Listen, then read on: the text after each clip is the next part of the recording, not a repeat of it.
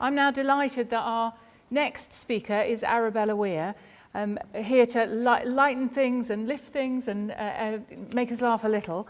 Arabella is a great friend of mine. Right? We was introduced, I'm trying to think, maybe 20 years ago by a mutual friend, and we've worked together, campaigned together, been activists together. Kirsty would be proud of us. But also, Arabella, in her own right, is a hugely successful comedian and writer and actress, going back to the days of The Fast Show, and then more recently with the series Two Doors Down, where we were out in the festival last summer across in Edinburgh, and every two metres we were stopped by somebody wanting to have a selfie with Beth from Two Doors Down. So we're delighted that there's series 3 being filmed this autumn. But in the meantime, we have Ari here to share with us some of her writings and talk about her work. Thanks, Ari. I can see at least 6 people who'll have no idea who I am unless they watch Two Doors Down. And the others, you might be going, oh, is she the bum girl? Not in that way, obviously. Although when I had very small children, I've still got children, but they're just bigger now. And I was at the airport and someone went, it was in Scotland as well, he went, here, are you the bum girl? And my children went, what does he mean, Mum? And I said, don't say that again to a woman, because it could be taken entirely the wrong way. Depends what industry I work in. And that's extra. Sorry, I've gone rude immediately in a sort of Tourette's way that I mustn't do. But just to contextualise me, I am, as you'll be able to tell from my accent, Scottish. I actually am Scottish, but I was brought up all around the world. But my father he's dead, a Fifer from Dunfermline. And my mother was from the Borders, but originally from Easter Ross, way up. But she ended up in the Borders because both their parents were school teachers. And I would say that obviously I am light relief because I haven't really got any answers or where we're going to be in 2025. I just hope I'll be alive. And that'll be good enough for me. But because my parents were obsessed, is not to put it too strongly, with my size, I would say that my idea is my Scottish parents made me fat. Okay, so that's my thesis for today, and I don't care if you don't agree, because it's true in my case. And so they never ever stopped going on about how I wasn't the right size and how I ought to be thinner and blah blah blah. So the first catchphrase that I became known for was this: does my bum look big in this? So if you ever think that's anybody else's, it's not, it's mine. And it's actually in the Oxford Book of Catchphrases as being initiated by me. Not that I'm at all defensive about this or anything like that, and not that ad campaigns have tried to use it or bumper stickers or anything else, but yes, so I came up with that. Then, as a joke to sort of counter, I realise I'm going super analytical on you here, and it's more of a therapy session, really, for me. And so that was the joke I came up with, because I genuinely believed that my life would be perfect if I had a small bum. And that's not a joke. I genuinely thought, if I have a small bum, life will be completely fine. I wasn't really worried about world issues, just my bum. And so I came up with that catchphrase for The Fast Show, and it became very popular. And then I wrote this book in the voice of that woman it was known in The Fast Show as Insecure Woman. So the entire book is in her voice about, does my bum look big in this? There's obviously more words than that in it. It's not just, does my bum look big in this? That would be a really easy book to write. But it does, well, I'll just tell you what it says on the back. This is the diary of an ordinary, insecure woman in her 30s. Like all women, she knows that life would be perfect if only she had a small bum, sticky up bosoms, and didn't grow a moustache once a month. I know that I don't know whether it's half the audience, but the men are going, what is she talking about? But every woman knows what I'm talking about. Chart her progress as she perfects the art of feeling shit about every little and not so little bit of herself. The potential for self-doubt lies in everything, and it's all her fault. So that could be a description of this book or a description of my parenting, which I don't mean my parenting of my children. Obviously, I'm an excellent parent. And then I will read a little bit from that, which is the last book I wrote, and that is me. And it's called The Real Me is Thin, and it's for every woman who thinks she's fat, which I would say is all women. So yes, I came up with that character really as a sort of joke, and it kind of worked because it sold very well. Indeed. I'm very well aware that I'm a little bit lighter than the people we've seen so far, and I'm slightly embarrassed about that. And I'll just give you an idea. So my dad never watched anything I did, and if he did, he went on about how great other people in it were. Well, that boy's excellent, isn't he? Yeah, well, I was in it. Well, you were barely in it, darling. And then he had a friend, when I got to be quite well known, who'd said, oh, I saw your daughter in whatever it was. And so then he was embarrassed, not to do with not having watched me, but he was embarrassed that he didn't know that I'd been on telly and in this thing. He was embarrassed with his friend. So, of course, he gave me a ticking off. And he said, you're to tell me when you're on television next. And I said, all right, Dad, but you're not usually that interested in... Anyway, so I rang him up because I was quite flattered. I was asked to be on Newsnight to sort of go against a guy. It was when, do you remember those magazines? Well, you won't. But there was a magazine called Loaded, which was basically kind of postmodern porn. I mean, they pretended it was about sort of articles and stuff, but it wasn't. It was just a lad's magazine, but dressed up as something a bit more hip. And so this guy was going to be talking about how this culture wasn't sort of objectification of women and all that, and I was to, you know, it was actually serious articles written by serious journalists, and I was to go against him. And so I thought, well, Dad, it's Newsnight. See, one bloke's already going. And he's going, no, I can't do her moustaches. So I thought, it's Newsnight, and my dad really will be pleased with this. So I rang him up and I said, Dad, I just want you to know I'm going to be on Newsnight tonight. And he went, right, that'll be them dumbing down then.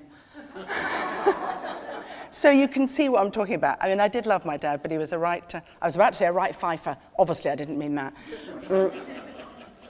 But just to give you the context of his life, his mother had been widowed very young, and she was a very angry and not happy woman. And when my mother had her first child, my older brother, she said to my granny Nancy, as she was, oh, and when you put the food in front of Andrew, he claps his wee hands like that. And my granny said, yeah, they generally all do that. So there you go. Not saying all fifers are angry and horrible by any means, obviously.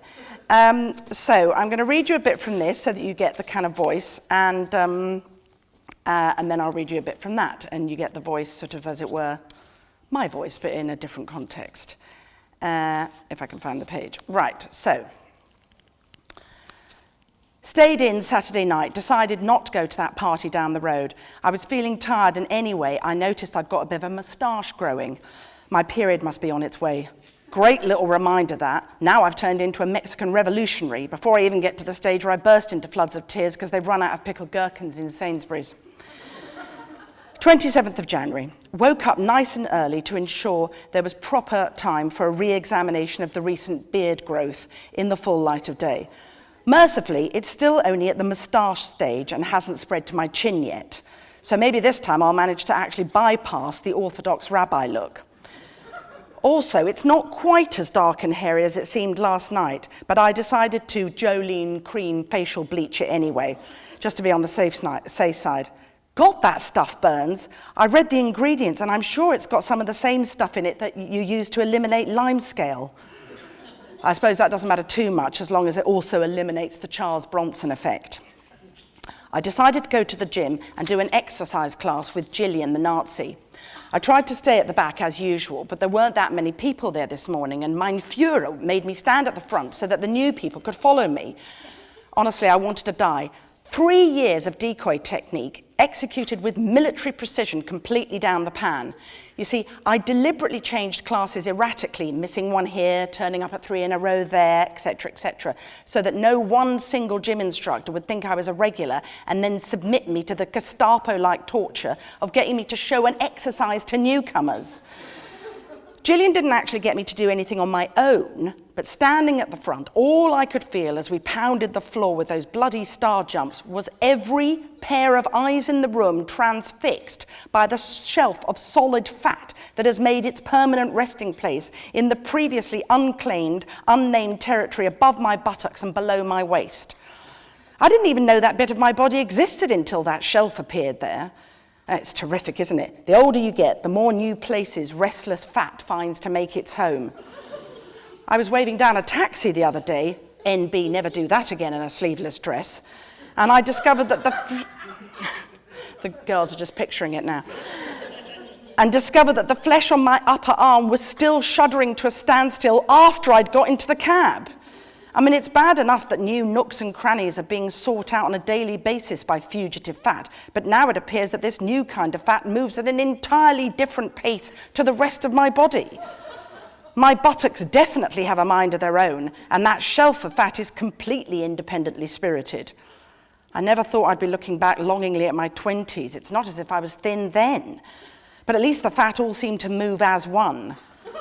Nowadays, there's no telling which spare tire is going to bring attention to itself when you least expect it.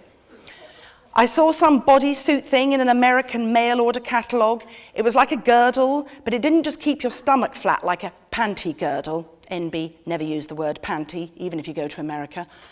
Anyway, from the bottom up, it sort of started like shorts, except it was from like below your knees, and then it went all the way up to your neck and down your arms to the bend in your elbows.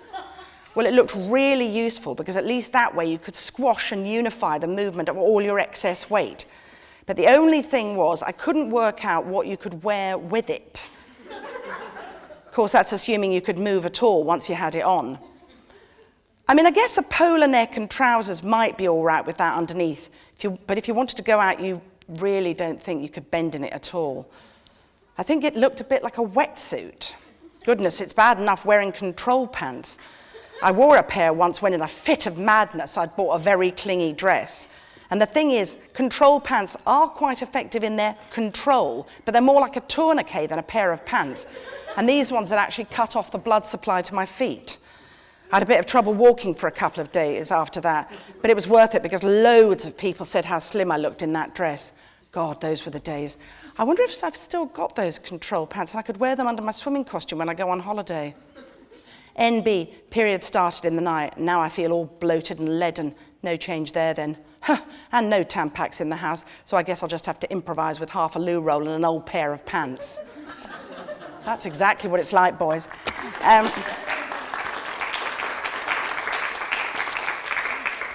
Now, the person who proofread this book said to me, I didn't know them very well, but they said, are your parents dead?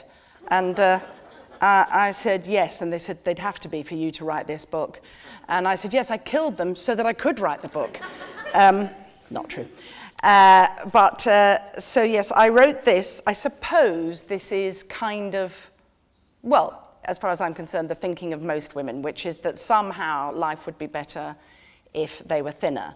And I did quite a lot of research, not just my own personal biscuit research, but I did quite a lot of research with this book, and you might be interested to know that 97% of all dieters not only regain, this is global, not only regain the weight they've lost, but they gain between an extra 4 and 7 pounds. So it is true, dieting makes you fat. How to tell if you think you're fat. All women think they're fat, whether it's true or not, because all women feel fat. And here's how to tell if you think you're fat too. You think you're fat if you're reading this book. You think you're fat if you think not eating is a good thing. You think you're fat even though no one else does. You think you're fat if you think you'd like yourself more if you were thinner. You think that people who don't eat are better than you. Maybe it's just me. It isn't just me, is it? You think you're fat that if you, unless catering for others, have nothing in your fridge except for a small sliver of mouldy cheese and a rancid piece of fruit, both of which you'll eat before you chuck them out. You think you're fat if you never order pudding but eat a bit of everyone else's. You think you're fat if you decide not to have a glass of wine because you're not drinking at the moment, and then have half a glass of wine, but not in an actual wine glass, and then just keep topping it out throughout the evening, but manage to end your evening still kidding yourself you haven't had a drink. You think you're fat if you've got clothes in your cupboard that are too small for you and you've never worn, but you won't get rid of because you are going to be fitting into them one day very soon. Now, I'm just going to read you a little bit about my beginning. Yeah, Yes, I'm trying to think whether I should read you the bit about, yes. I did think this through before. There's quite a good story about my mother who also had, the only thing my parents had in common was they both hated the size I was and they both hated fat people.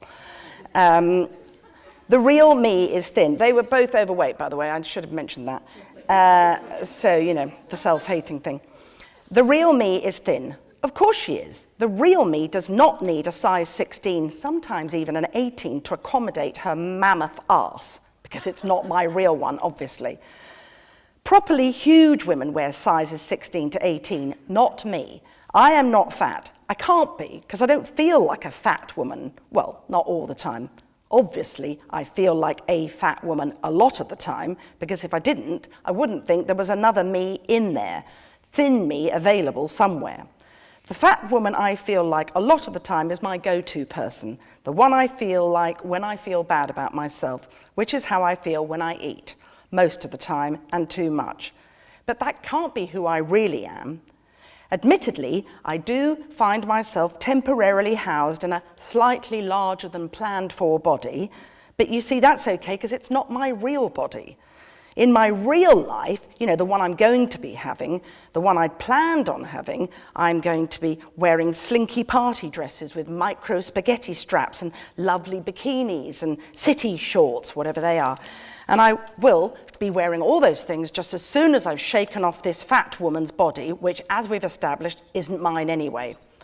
I've no idea who put me into this body, because I certainly didn't. I mean, how could the odd handful of chocolate-covered peanuts, sporadic slices of butter-laden malt loaf, and the occasional bottle of wine in one sitting possibly be responsible for getting me into this body? This overweight body I did not plan for and I do not recognize. Right from the beginning, well, my beginning anyway, when I was little, the real me wasn't supposed to be fat. My parents made it clear that they had not asked for a fat Arabella. They wanted, expected, demanded even, a thin Arabella. The indisputable fact that thin Arabella had never made an appearance, my birth weight was 11.5 pounds, didn't seem to factor into my parents' expectations. They seemed to think that thin Arabella was in here somewhere and that fat Arabella was deliberately hiding her just to annoy them. As I grew up, it became clear from their confused, irritating reactions whenever I said I was hungry that they didn't know who this girl was. My mum and dad could not possibly have been meant to have a fat daughter. They'd both got degrees from Oxford. They read important books, spoke foreign languages, played musical instruments. Good God, they went to museums for pleasure. And people like that don't get fat kids. Other people get fat children, not people who drink real coffee and look down on people who wear driving gloves. My mum and dad were cut out to be winners, and winners' kids aren't fat. The real me must surely be the ones my parents were expecting, the one they had in mind when they longed for a daughter to follow their two boys.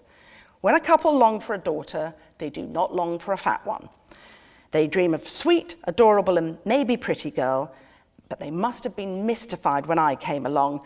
We didn't ask for fat. We didn't order the fat one. Who's this? Who actually wants fat? No one. They certainly didn't dream about having just any kind of daughter, thin, fat, ugly, pretty, 3 legs, 4 arms. They wanted what everyone who yearns for a girl wants. A pretty, charming, maybe a little bit cheeky, bright would be a bonus, but not if it's at the cost of being pretty, and not fat. Winners have gorgeous girls. But what happens when she comes out fat? What then? You still love her? Of course you do. You just set about trying to make her thin. Encouraging her, shall we say, not to eat. And also perhaps to be embarrassed about her body and how much she eats all her life. Because it must be her fault. So right from the beginning, the scene was set for a lifetime of believing myself to be fat, whether or not I was. Fat in my head, whatever shape I was. I was a chunky wee thing, and although I'm told much loved, it felt much more like I was judged. Of course, my parents' attitude to my size as I was growing up isn't entirely responsible for my lifetime struggle with food, eating, overeating, undereating. I've chosen a number of paths that reinforced my deep-seated belief that thinner equals better. But Mum and Dad's efforts to secure a thinner daughter certainly set me off down the road. How could it not?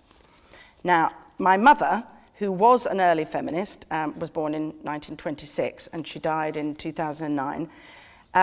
What she had not been brought up to do, and I think a lot of women in the room, be warned you guys, is that I think we can all agree, even if you're not a feminist, which I hope no one in the room isn't, that the provision of food pretty much always falls to the woman in a marriage with children, not necessarily a marriage, but a union, where there are children. And even if you split up with someone, that becomes even more true. And my mother just absolutely couldn't bear that role. She didn't like cooking, she hated cooking, she didn't really like her children, but that's another story. And she certainly didn't like the kind of, because it is drudgery, and I don't care if you sort of consume Nigella and all that, it's a drudgery having to feed people, mainly ungrateful most of the time, 2 times a day minimum, because they don't go, this is marvellous, mummy. They go, what, pasta again? And you want to throw the bowl of pasta at them. So my mother, whose life was melting down anyway, and my parents were breaking up, although we didn't know it at the time, so we went to a holiday in a borrowed cottage on Loch Awe. And I don't think my father, to his dying day, would have known how to feed himself. So even though their marriage was falling apart, this was the 70s, early 70s, and everything still fell to my mother. And she, as I say, she didn't care about food, she didn't like cooking, and she certainly didn't think that children, the whole kind of, notion of feeding children properly, that was beyond her. So we're in this pretty damp cottage in Loch Awe, and this is what happens. One evening, ordered to help with supper, I joined Mum in the kitchen and watched with mounting nervousness as she wrestled with an unfamiliar and unwieldy can opener, struggling to get some unlabeled tin cans open. After a great deal of characteristic effing and blinding, she finally succeeded and began to shake the contents into a pan. What is that? I asked tentatively. I don't bloody well know. The labels had come off. The supermarket didn't know either, so I got them for a penny each. Her response didn't exactly fill me with confidence, and neither did the gloopy, jellied, can-shaped substance that slithered out in one great mass into the pan. It certainly didn't look very appetizing. Some sort of meat by the looks of it, Mum declared, shaking the second can's content into the pan. Yes, but what kind? I ventured. I don't know, does it matter? She replied briskly, clearly not wanting or expecting a reply. Once it was heated up, Mum spooned the stuff out onto 4 plates. There were 4 kids, and we never ate with our parents. Spooned the stuff onto 4 plates piled high with mashed potatoes. It did not look great. We took our plates over to the Formica table, without which no 1960s or 70s kitchen was complete, sat down, picked up our forks, and hoped for the best. My first mouthful immediately came shooting out of my mouth so fast, my brother Andrew had to duck to avoid being hit by it. It was completely revolting and bore no relation to any animal any of us had ever eaten. Andrew, undeterred by my reaction, put a forkful in his mouth. Out came missile number 2. This one landed on the edge of his plate. What the devil's going on? Mum shouted. To be fair, it must have looked like we were exchanging fire on purpose. This isn't meat. It's weird. It doesn't taste right, Andrew piped up. Now, I don't know if it was because Dad was there and perhaps Mum was feeling a bit cheerier, or maybe she was just in a sunnier, unlikely though it may be, mood. Or maybe it's because she'd put so little effort into making this meal that she was more prepared to be relaxed with the reception with which it was met. Whatever the reason, and very uncharacteristically, she hesitated. Having already admitted that she hadn't known what the can's contents were, she didn't really have the full force of righteousness on her hands. At that moment, Dad sauntered into the kitchen. Finished already, have you? He drawled in a teasy way, as if we were taking a breather between endless courses of a gourmet feast. We all sniggered conspiratorially. Dad had broken the tension, and even Mum cracked a smile. Mum bought some cans of meat for a penny each, and we can't eat it, Matthew, my other brother, blurted out. Dad wandered over to the bin where the denuded cans lay discarded. He smelt the inside of the can and recoiled theatrically. We were on the edge of our seats. Dad turned the can upside down and read the information printed in tiny letters on the bottom. Little wonder it's not to your tastes, it's dog food. Released by Mum's guilty smile and Dad's knowing look, we all fell back from our plates, flamboyantly mimicking death throes that we'd seen in a million shoot-'em-up movies, our mouths dropping open, limbs flailing everywhere, clutching our stomachs and jerking theatrically.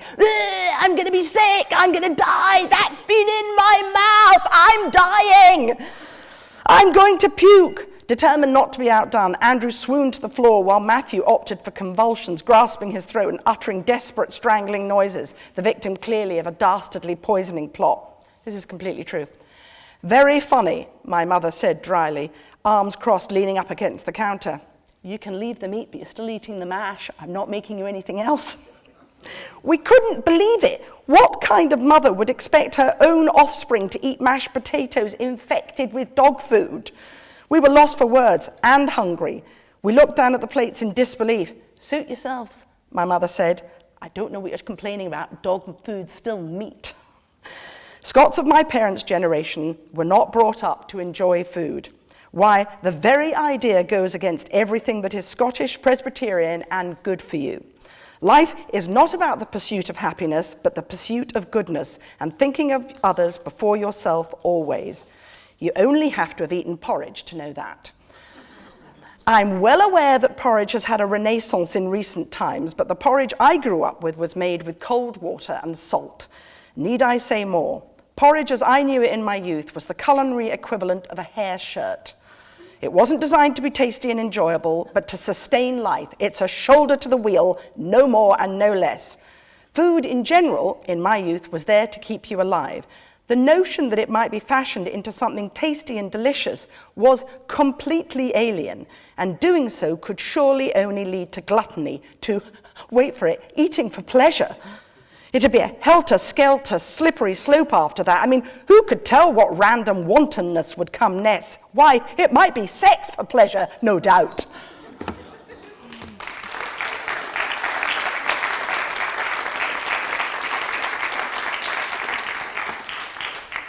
I know that Scotland's turned itself around a great deal with food now, but I mean, that was very much the food thinking that I was brought up with. But I do actually think, I mean, I know that weight isn't that serious an issue, but, you know, we haven't been the whole of Britain now, we haven't had a fantastically healthy relationship with food. And we do have unprecedented obesity crisis, as I'm sure you all know, and I really genuinely do think it's because of that whole culture of food not being a thing that you do for pleasure. I can't remember, it's in that book somewhere. When you buy it, you'll find out. That we've got a crazy percentage of families that don't own a table that you can eat at in the UK. And I do think that a lot to do is with our sort of that Calvinist, I don't just mean in Scotland, but the whole kind of eating is bad for you, abstinence is good for you, which is, you know, very much a kind of Protestant Calvinist thing. Anyway, that's my big theory, and you're welcome to it. And it's not going to save the world, but it might help a little bit. Now, the other people who spoke earlier are going to come back on the stage now, and we're going to answer questions. I'll answer the professor's questions. He'll answer the ones about my bum. And we're just going to swap around like that, just to mix it up.